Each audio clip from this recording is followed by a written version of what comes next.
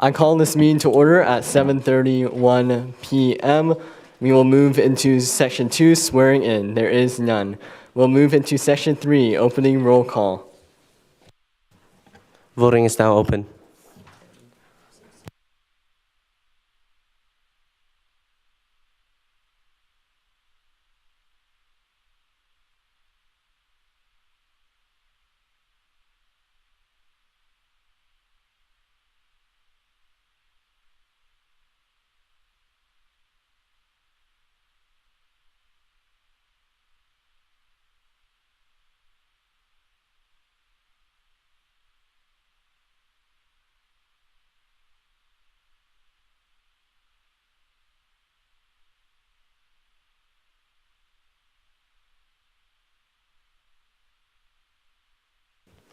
Okay, there are 26 members present.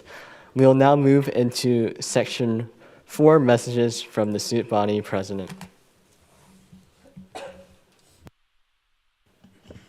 Upon recommendation by the Senate and by my authority, the following has been signed and filed as law.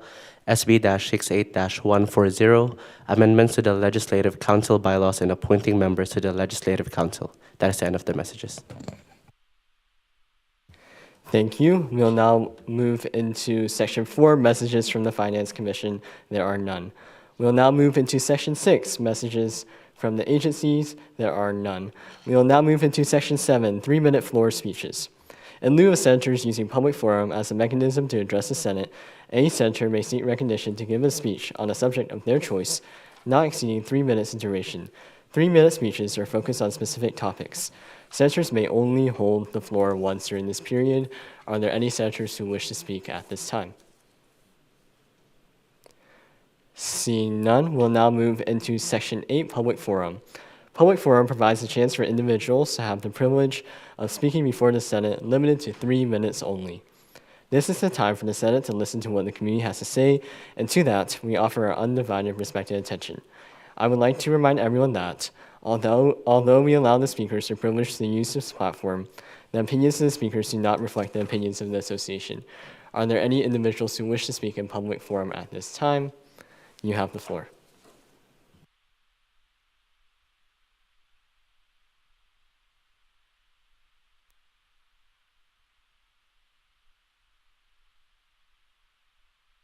Okay, good evening. My name is Abby Otten, and I serve as the president of Society of Women Engineers, aka WSU SWE.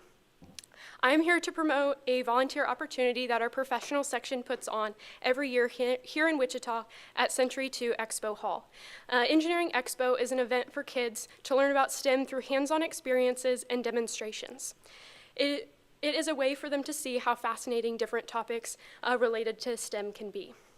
If your student organization would like to host a booth for kids to interact with, please let me know, as we have a large group of different organizations from WSU that are planning to host booths.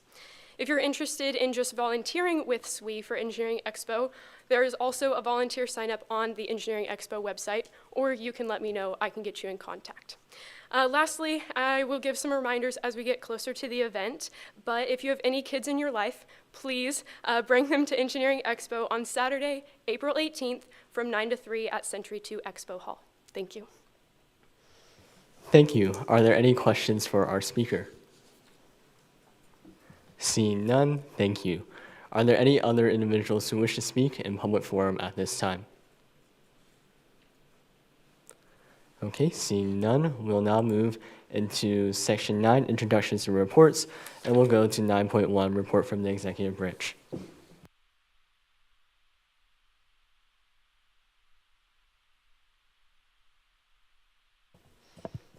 Hello, everyone. So for our report this week, Student Body President Wong shared that Higher Education Day was a success and attended meetings with Interim VPSA Kevin Konda and the RC Board of Directors to approve the RC budget and receive updates on the CEC Theater. She is also finalizing committee appointments, distributing the Higher Education Day debrief survey, and compiling SGA Connect concerns for review. And today, we just came back from the Kansas Board of Regents in Topeka, and upcoming is The SGA budget and fees update meeting, one-on-one meeting with Provost Lounsbury, a legislative update meeting, and setting up meetings with City Councilman Joseph Shepard. And then for me, I also met with interim VPSA Kevin Conda and attended the AI Literacy Task Force, RSC Board of Directors, and Student Hardship Fund meetings. I'm currently drafting up the Fridge Project proposal and preparing for the FLC event on February 12th. So tomorrow from 11 a.m. to 1 p.m. in the RSC East Atrium. Come out and support the Freshman Leadership Council. They're doing like Valentine goodie bags for students and also just using that time to connect with their peers. Student Body Treasurer Bum and the Finance Commission toured esports at the past Finance Commission meeting. He also attended Higher Education Day. Director of Legislative Affairs and Policy Arens attended Higher Education Day and will report legislative updates after this week's legislative update meeting.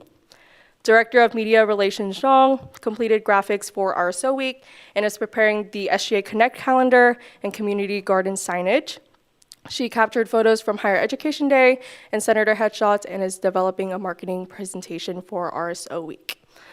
Director of Community Engagement Outreach Gracia Alvarez is hosting S'more Love for Justice tomorrow and Coffee and Dialogue on February 24th.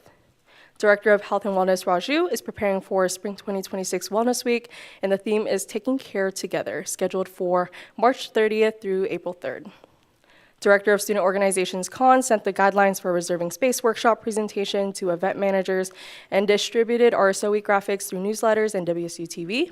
He also met with VP Stacey Williamson to discuss alumni engagement through RSOs and is planning additional SGA support for RSO membership recruitment.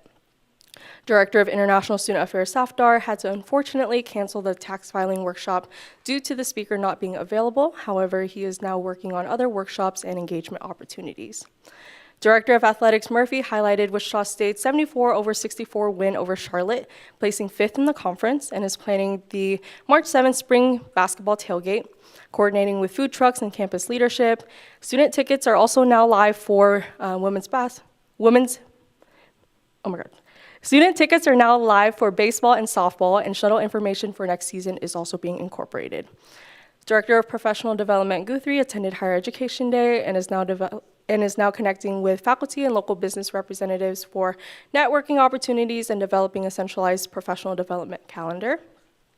Director of Food Insecurity and Sustainability Taylor is collaborating with the Director of Health and Wellness on a Wellness Week partnership, coordinating garden signage with media relations, and finalizing upcoming sustainability and food insecurity events.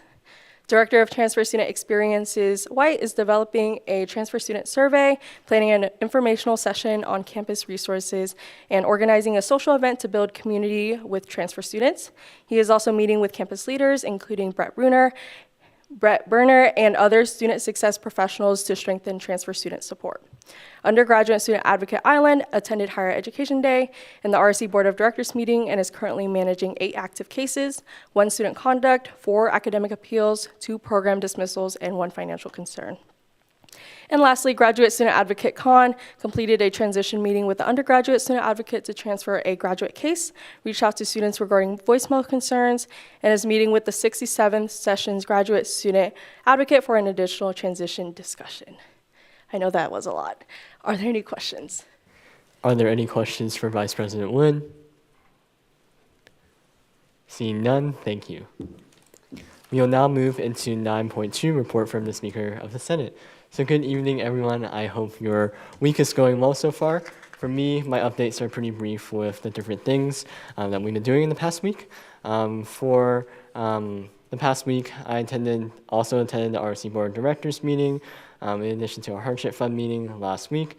Additionally, earlier this week, we had a conversation we had some discussions regarding the Child Development Center and having an advisory board and adjusting the bylaws for that as well. Additionally, I am in the process of scheduling one-on-ones with centers, so within a day or so, you should receive an email from me asking what times are the most ideal, how often you would like to meet, and what method that you would like to meet as well. So please keep an eye out for those emails also. Additionally, I am concluding my interviews for center applications. So I have 2 more applications that I'm in the process of reviewing. So it's likely that next week you will see some more center senator appointments as well. Additionally, as Vice President Wynn mentioned, there are a couple events coming up as well. Both of them are tomorrow. The Freshman Leadership Council is having their event in the Radican Suit Center. I'll post a flyer in the group chat a little bit after the Senate meeting today. I would highly encourage you all to attend that event and support our members within our Freshman Leadership Council. Additionally, we have our S'mores Connect event with SJ in the evening from 7 o'clock to 8 o'clock p.m. as well. I put the flyer in the back table for after the meeting, so if you wish to view that flyer, I'll also put it in our group chat, but that is for your reference. Additionally,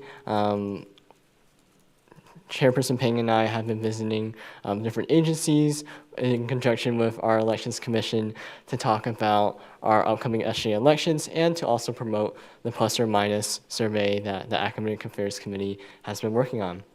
Additionally, for today's agenda is quite a heavy agenda, with several first reads. We have SB-68-142, an act to amend the Legislative Council bylaws for a second and final read. Within committee, we made a few minor amendments, so that version should be in the Teams.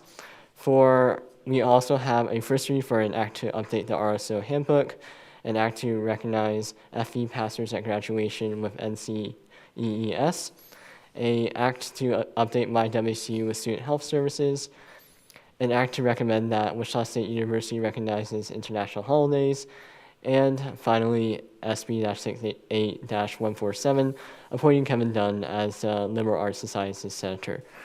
As a reminder for senator appointments, that requires a 2/3 majority vote for approval, but as we get to that, I'll re-explain that process again as well. Additionally, for the consent agenda, we have the meeting minutes from last week's meeting up for approval. You can view those meeting minutes in the legislative packet in the meeting minutes folder as well. Additionally, I am in the process of catching up to emails, so if you need to follow up with me regarding an initiative that you're working on or a question that you have, feel free to send me an email or a group me message as a reminder also. That's the updates I have for today. I will stay for any questions if any senators have any. Are there any questions? Okay, seeing no questions, we will move into 9.3, report from the Senate chairpersons, and we'll go to Academic Affairs Chairperson Kasir Safar.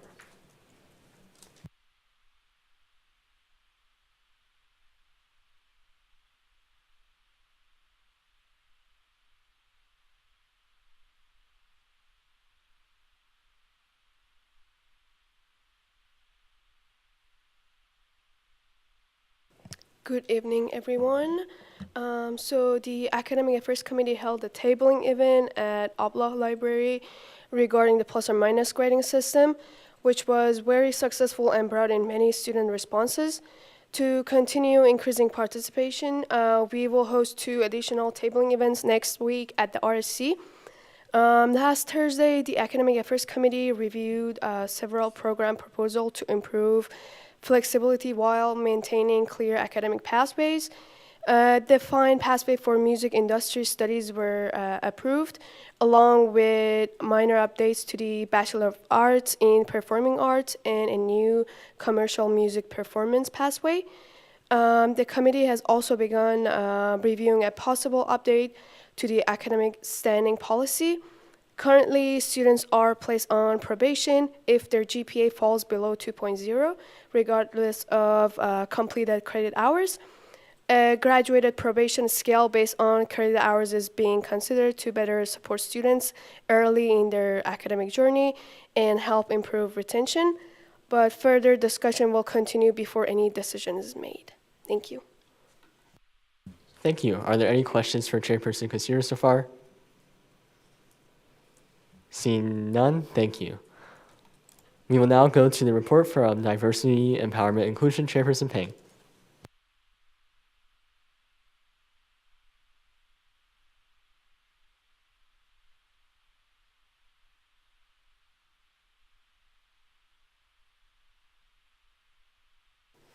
Hi everyone. In committee today, we had a debrief on the ADA director from last week, and there may be some legislation behind that discussion, so I'm very excited about that. With that, we made some final edits to the International Mentorship Bill. I know I said that this last week, but I really hope it can make it onto the Senate floor next week, so keep an eye out for that as well. Another thing we talked about was goals for the remaining session, expectations for next week's meeting. And with next week's meeting, we will be having a joint committee meeting with Student Services to join the conversation with WSU PD and Parking Services. So each of my senators must come with at least 2 questions. With the agencies, with the longer committee time tonight, the committee had time to visit Halo's Build Your Brand workshop where they worked on resumes, took headshots, and more. As Speaker Fawn mentioned, today we attended the ASC General Body meeting to discuss SGA elections. And furthermore, Speaker Fawn is visiting Spectrum. Unfortunately, I will not be in attendance, but if you are interested, please let Speaker Fawn or I know so we can give you those details of the meetings. Spectrum is meeting tomorrow evening, I believe 7 to 9 p.m. in RSC 266. So you're more than welcome to come and talk to some of your constituents. But that is all for me. Is there any questions? Thank you. Are there any questions for Chairperson Ping? Seeing none, we will now move into the report from Government Oversight Chairperson Tawana.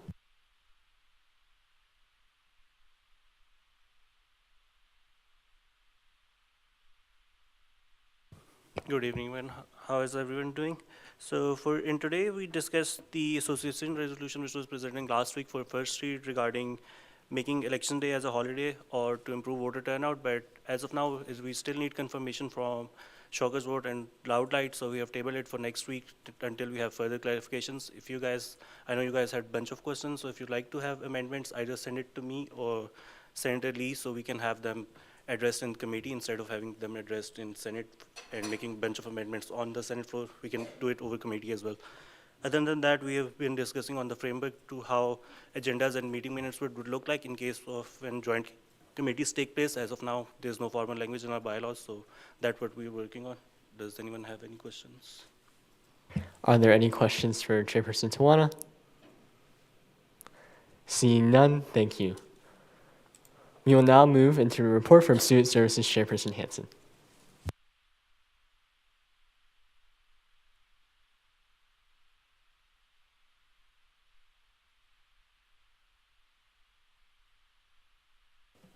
Good evening, everyone. My committee spent our time today forming questions to ask for our upcoming visit with the University Police Department and Parking Services. The DEI committee will be joining us again as well. So we are all very enthusiastic to collaborate with these departments to improve the student experience on campus. If anyone has any questions they would like me to share with UPD or Parking Services during the visit, please do not hesitate to reach out to me through my sga.studentservices email. My committee members are also hard at work on multiple pieces of legislation, including an inclement weather resolution, the LIFT program for off-campus medical appointments, and multiple other initiatives regarding UPD and Parking Services. That's all I have for tonight. Thank you. Are there any questions from Chairperson Hansen? Seeing none, we will now move into the report from the central office.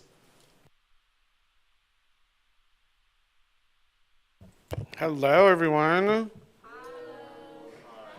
That was okay today. Only thing I have is just an update on membership information. So Senator Martinez has submitted and Speaker Fawn has accepted her resignation as a Fine Arts Senator. As you all know, the Senate has 51 seats, and with these changes, that brings our total number of fully seated senators to 32. And that's my report. Thank you. Are there any questions for Advisor Fonseca? Wonderful. Thank you. Seeing none, we'll now move into Section 10, the consent agenda. For today's consent agenda approval is approving the February 4th, 2026 Senate meeting minutes. Are there any objections to the consent agenda? Okay, seeing no objections, is adopted as such. We will now move into Section 11, pending business, and before we go into the motion, I will hand it over to Vice President Nguyen for the duration of this section. The clerk may read. Act on request to approve SB-68-142, an act to amend the Legislative Council bylaws. Is the author here and wish to speak? You have the floor. Good evening, everyone. I hope your day is going well. Since the last time, since the first read for this legislation, a few amendments were made within committee. The main amendments would, in section 4, 4A lines 65 through 68, would state, the changes state that the Speaker of the Senate may call the Council into session at least once during the summer session, and at their discretion may call the Council into session for additional meetings, but not required to meet during the winter session. So the lines that were added but not required to meet during the winter session. This change was to clarify that for our Legislative Council meetings, we're not required to meet during the winter session, as we typically don't unless there's pending items that we need to address immediately. For the summer, we historically have met at least once during the summer session, as during the summer session for Legislative Council, we have to approve the suit by President's budget during that time as well. But I'm more than happy to answer any questions that you all may have regarding this legislation.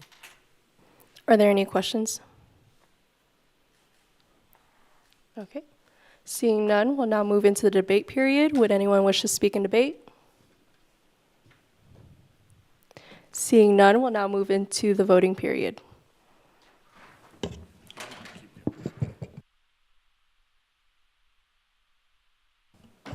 Before we open the voting period as well, so we have 26 present today. The simple majority would be 14, and then the 2/3 majority is 17.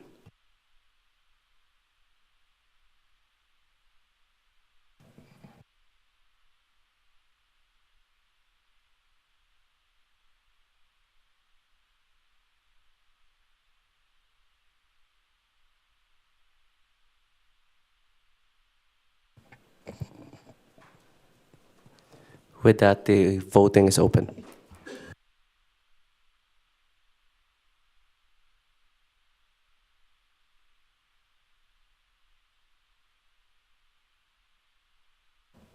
With 26 yeses, this bill passes.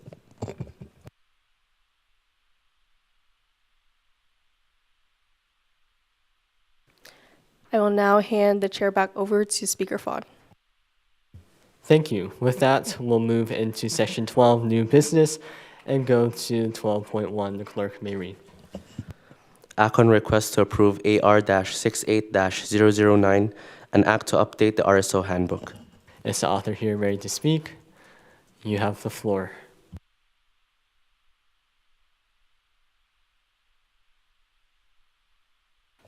Hello, everyone. So the RSO handbook is an important resource that our student leaders use to refer when they're managing their student organizations.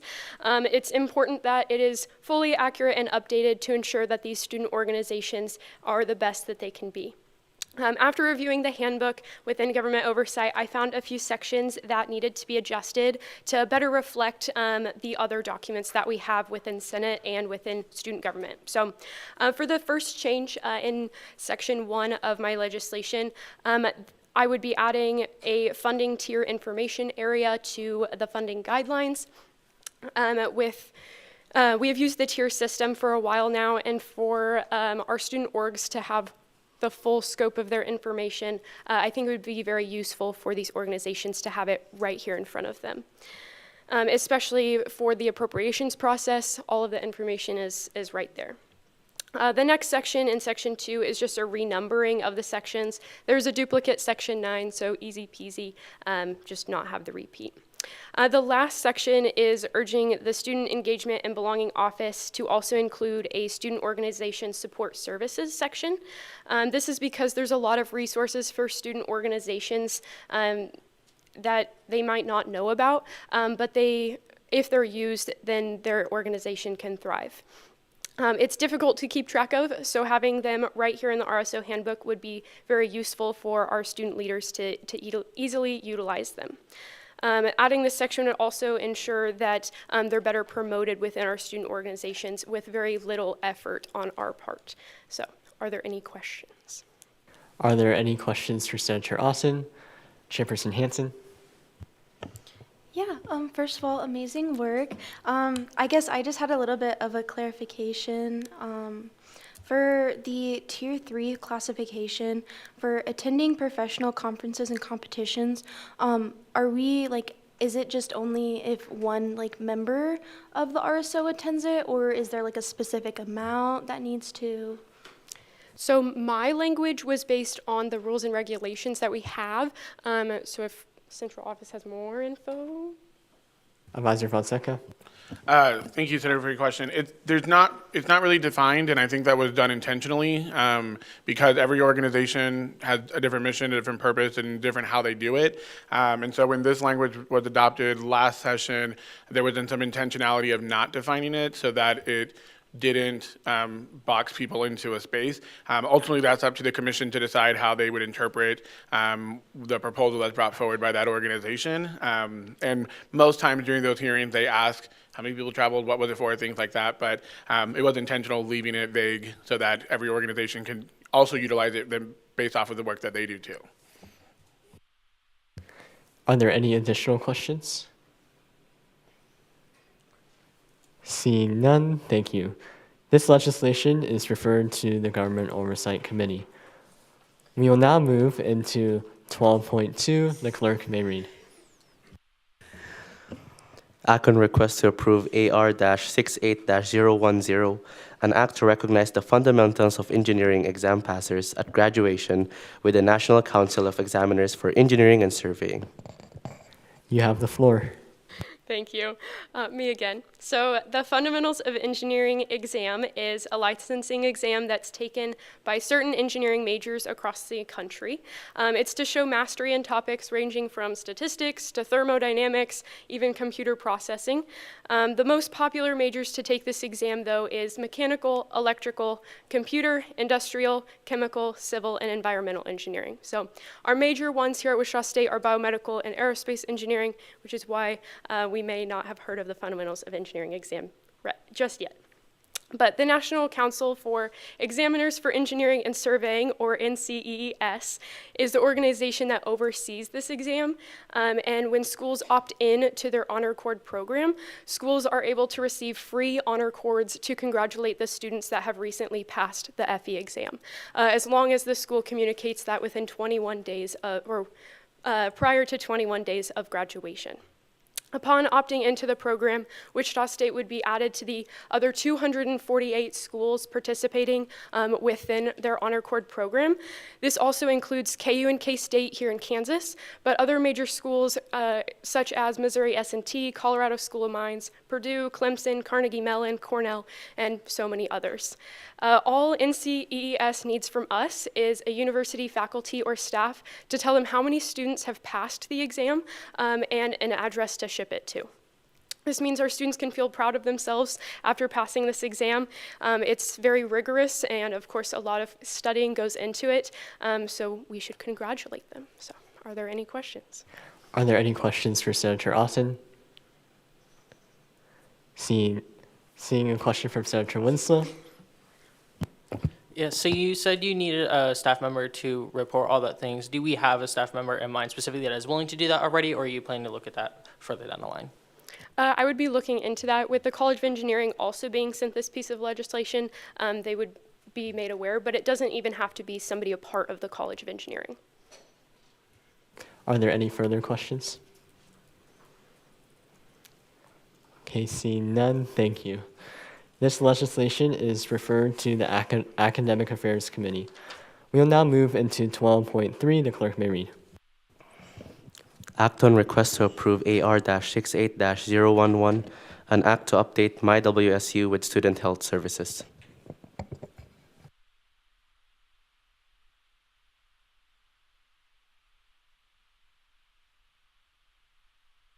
You have the floor. Okay, hello. So as you guys may be aware, last semester, Student Health Services Director Heather Stafford came down and talked to us about their processes as well as just everything that they do, and provided us with statistics. And a question was brought up: would you guys like to see student health services better represented within my WSU? And the answer was yes. And so we decided to go through with the process of writing a resolution to obviously just update a bit more and hopefully get more outreach done through that. So she provided me with the statistics of how many people made like appointments and all those things for the fiscal year 2025. And so I have all that statistical information on here.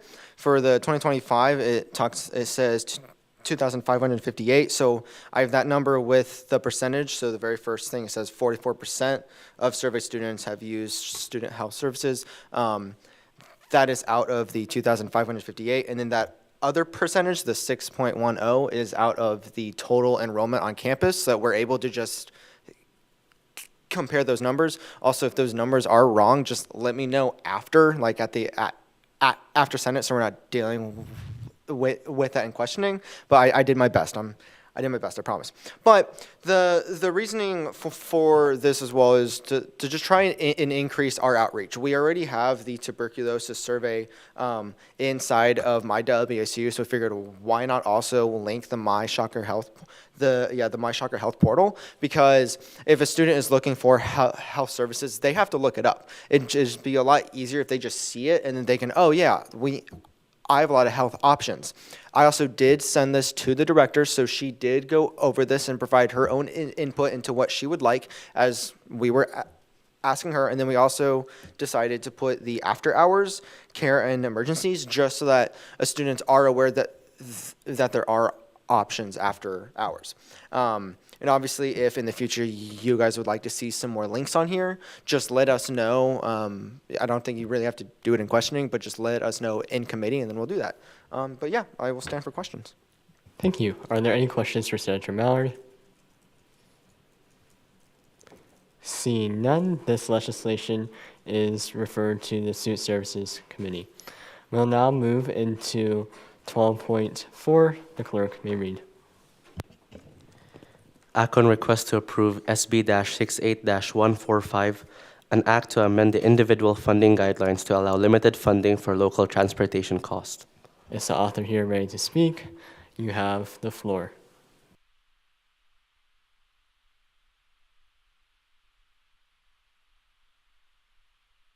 Hi again, everyone.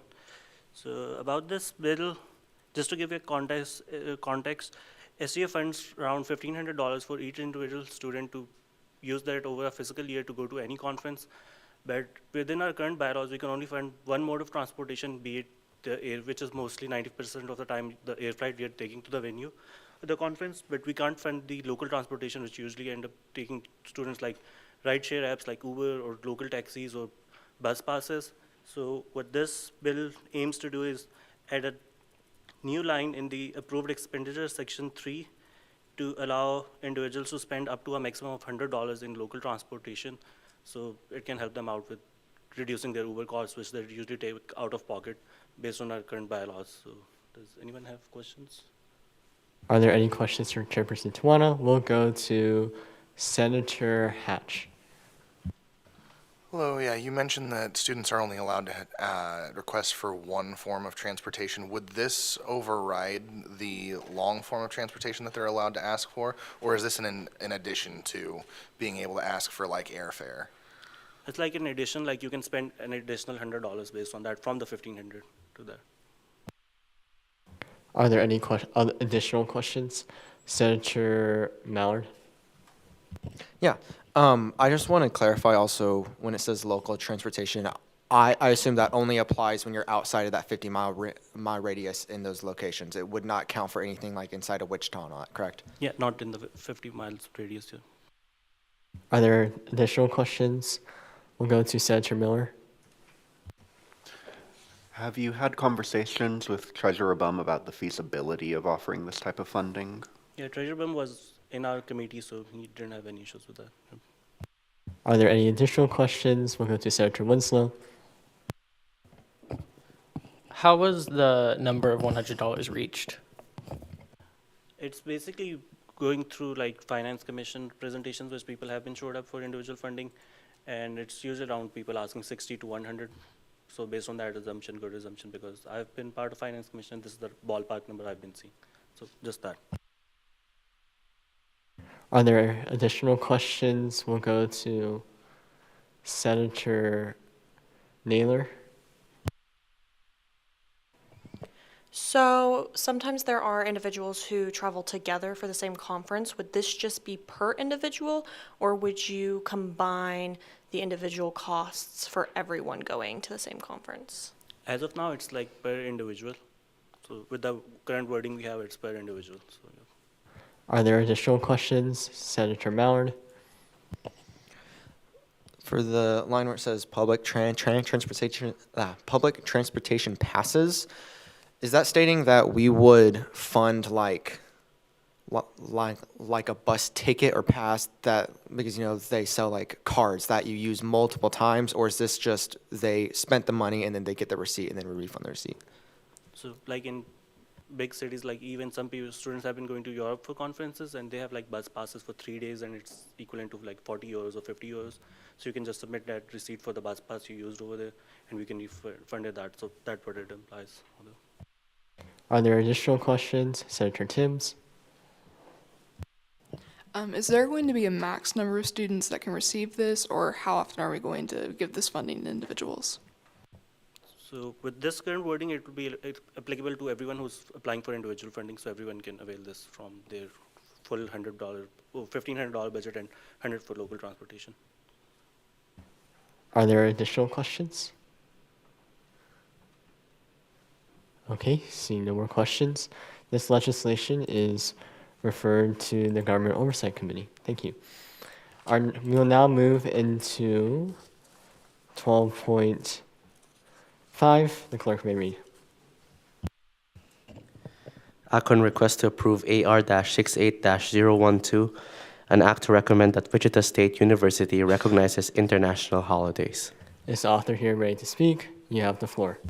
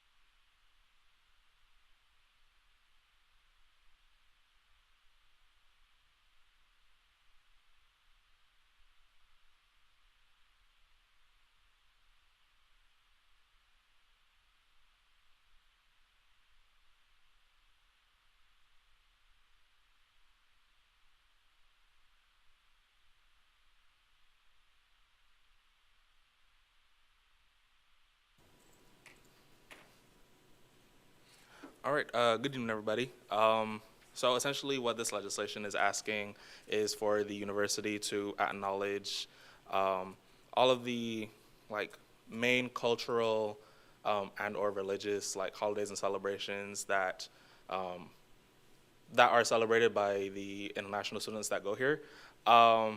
Being an international student myself, it is very hard to pick up your entire life and move to a completely different country and adjust. And one of the biggest cultural shifts is dang, I don't get to celebrate a lot of the celebrations and stuff that I would get home.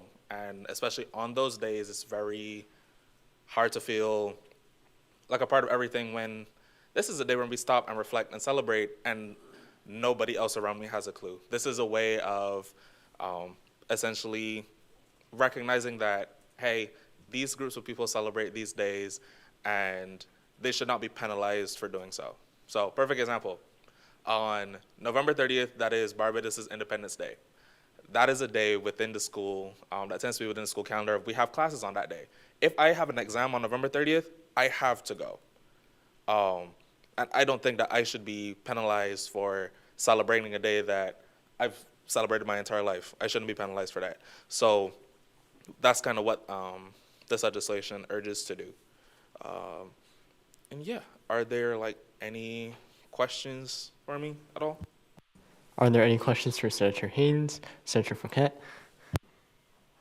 Yeah, I totally understand where you're coming from. I mean, I can only imagine coming here from somewhere else and not having that, so I get it, and that must be hard. But I guess my thought initially would be, is there a way that you could ensure, out of the ethnic makeup of all the transfer students at the university, that we would be able to adequately have everybody's holidays in there? Or is there any thought you've given to that? Yes. So when I first brought this legislation up, about 2-3 years ago, what we had started working on was a database of all these like very important holidays. So we started with this very small.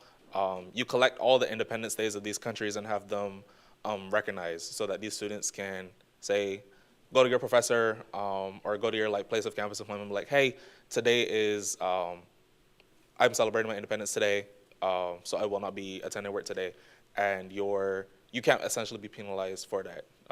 Of course, you don't work, so you don't get paid for that day, but it's not a thing against you, essentially. So yeah, it's been in the works in the past. I'm just bringing it back so that we can continue this work. Are there any additional questions? Senator Timms? So like our student body does fluctuate, so some students may be from a certain country and then other years we may not have anyone from that country. So what are we going to do if like we recognize a holiday but we don't have a student from there, or are we just going to recognize all holidays across the board?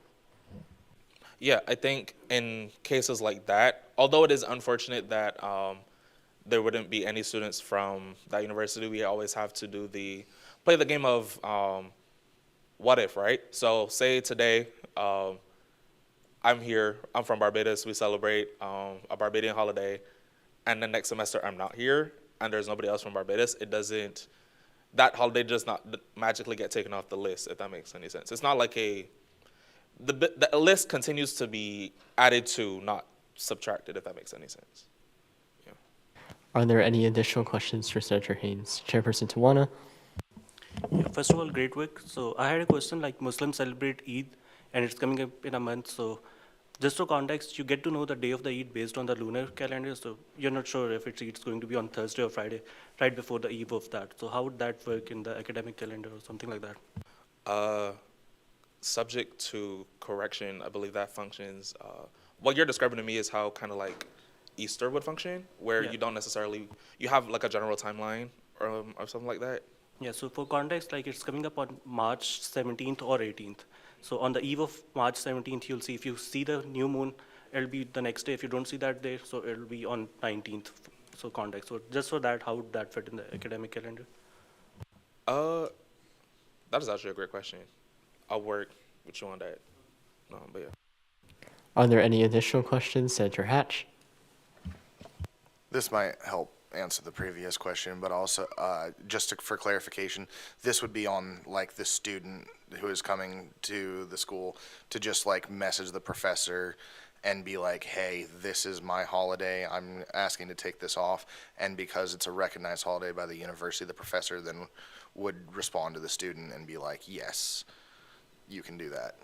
Yes. However, in an idealistic world, we would also like to provide faculty and staff with this information as well, just so that, yes, the communication is on the student's part, but also educate the faculty and staff of the university that these are important things to the student body. Are there any additional questions? Senator Mallard? Would it be up for adding a line that would possibly add like a statement in the syllabus, so it is a requirement for professors in their syllabus to say something like, if you have a holiday from blah, blah, blah, blah, it is recognized by the university at this link, if we had a link or whatever. That way, a professor then can't say, oh, well, I don't know where that is, I'm not going to recognize it. It's physically in the syllabus, so all students are aware, even if they like just came from a different country and they didn't know that they could do that.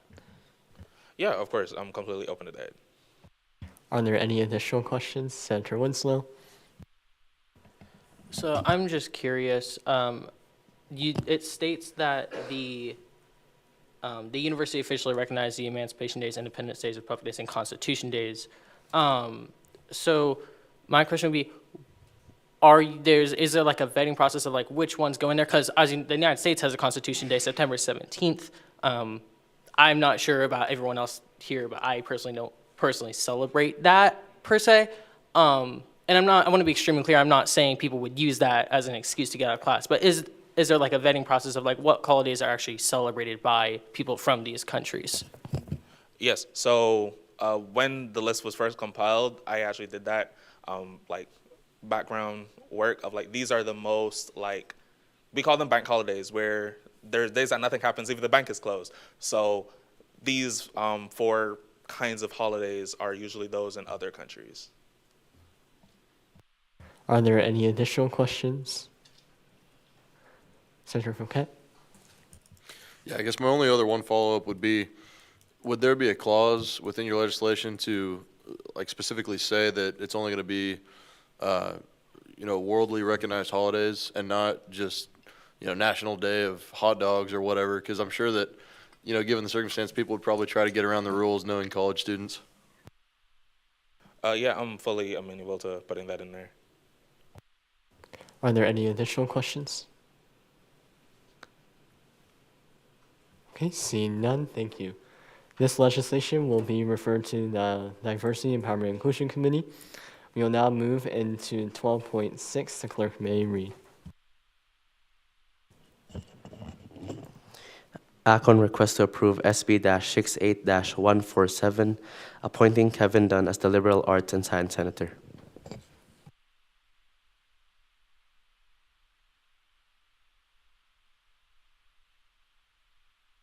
Good evening, everyone. Once again, hope your day is going well for this week. For this appointment bill, this would appoint Kevin Dunn as the Liberal Arts and Sciences Senator. He is an undergraduate student majoring in philosophy, and he also has some background as a non-traditional student who has a wide range of experiences. One thing that kind of drew me to appointing him within the interview is his range of experiences, but also his strong communication and organizational skills as well. He is also a parent and a commuter student as well. But I will invite the nominee to come up to speak a little bit more about himself.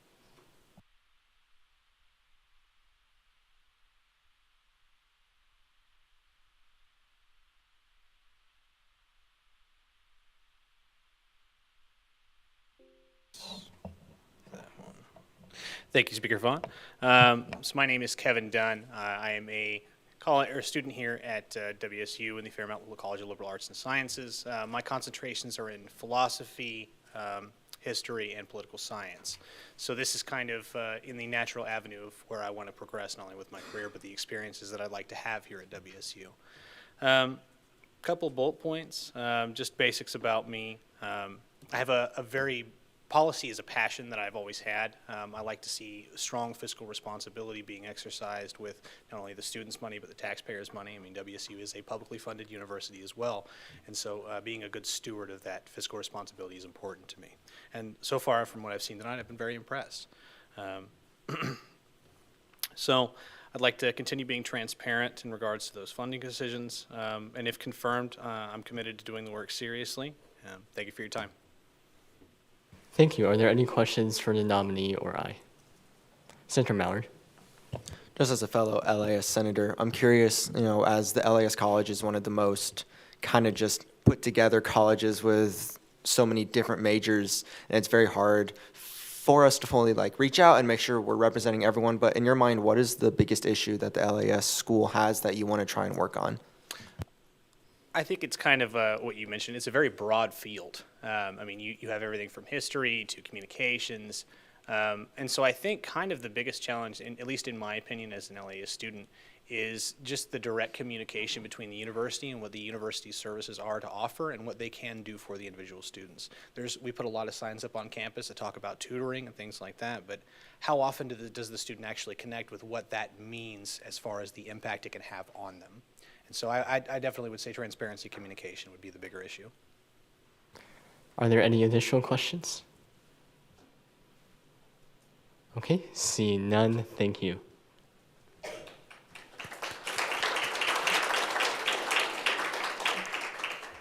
We will now move into the debate period for this item. As a reminder, for senator appointment bills, it requires a 2/3 majority vote to approve the senator appointment. In addition, for this legislation, I lost my train of thought. We will now enter the debate period for this item. So for this legislation, I move to make an amendment for this legislation, and in the teams, you'll see my suggested amendments. The amendments would add a new section 2 and 3, which would read, Kevin Dunn is appointed to the Government Oversight Committee with all the rights, responsibilities, and authority thereunto. And in section 3, the appointment of the Government Oversight Committee shall be contingent on Senate approval of the nominee and shall take effect upon each senator being sworn in. Is there a second for this motion? Seeing a second from Chairperson Tawana, we'll now enter the debate period for this amendment. Are there any individuals who wish to speak on this amendment? Senator Lee, do you have a question? Senator Lee, do you wish to speak in debate? Yes. Motion for unanimous consent. Are there any objections to this motion? Seeing none, this amendment is adopted as such. We will go back into the debate period for this legislation. Are there any individuals who wish to speak in debate? Seeing none, we'll now move into the voting period.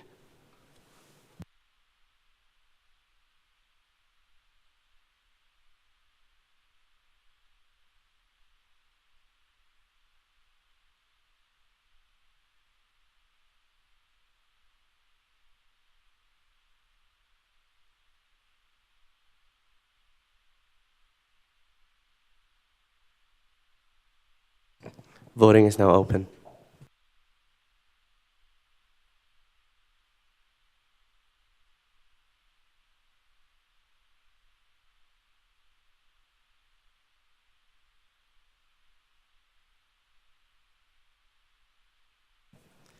With 26 yeses, this bill passes.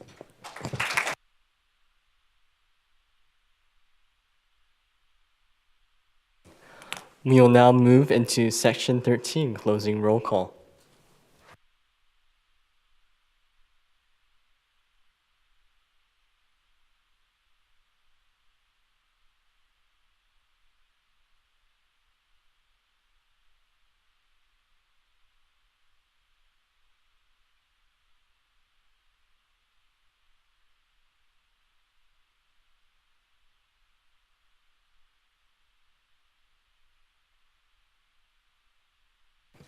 Voting is once again open.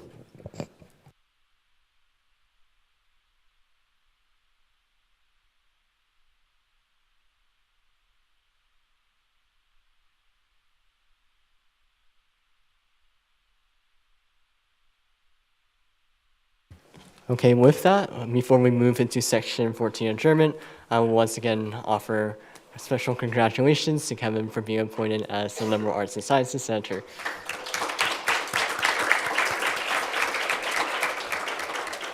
But we will now move into section 14 adjournment. The Student Government Association Student Senate will stay on adjournment until Wednesday, February 18th at 7:30 p.m. I adjourn this meeting at 8:24 p.m.